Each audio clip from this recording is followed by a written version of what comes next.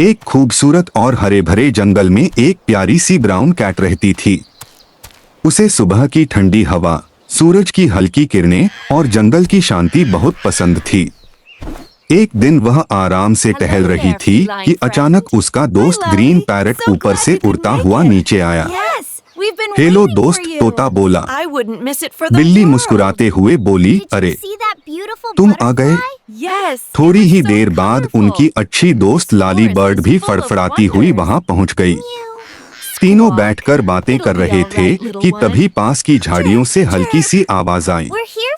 बिल्ली चौंक गई। उसने एक कदम पीछे लिया और उसी समय उसका पंजा जमीन पर जरा जोर से लगा और थोड़ा सा चोटिल हो गया। बिल्ली हल्के दर्द में बोली, ओह मेरा पंजा। तोता तुरंत घबरा गया। अरे तुम ठीक हो? लाली ने भी फिक्र से कहा, चिंता मत करो, हम हैं ना। दोनों ने बिल्ली को एक बड़े पेड़ की छाया में बैठाया। थोड़ी देर में जंगल के और जानवर भी वहां इकट्ठा हो गए। सब पूछ रहे थे कि क्या हुआ। लाली ने मुलायम पत्ते लाए, तोते ने पानी ढूंढा और दोनों मिलकर बिल्ली के पंजे की देखभाल करने लगे। कुछ समय बाद बिल्ली मुस्कुराकर बोली, अब मुझे बेहतर लग रहा है। सूरज की एक किरण सीधी उसके पंजे पर पड़ी और माहौल में एक प्यारी सी उम्मीद फैल गई। धीरे धीरे बिल्ली ने खड़े होने की कोशिश की। तोता उसके साथ साथ चलता रहा और लाली ऊपर से उसे हौसला देती रही। कुछ कदम चलकर बिल्ली खुशी से बोल पड़ी, मैं चल रही हूँ। पूरा जंगल तालियां बजाने लगा।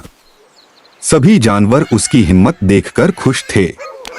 उसके बाद तीनों दोस्तों ने जंगल में एक छोटा सा जश्न रखा।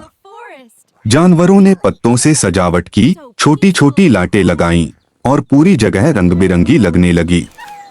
बिल्ली, तोता और लाली ने मिलकर डांस किया, हंसे, मुस्कुराए और एक दूसरे का धन्यवाद किया।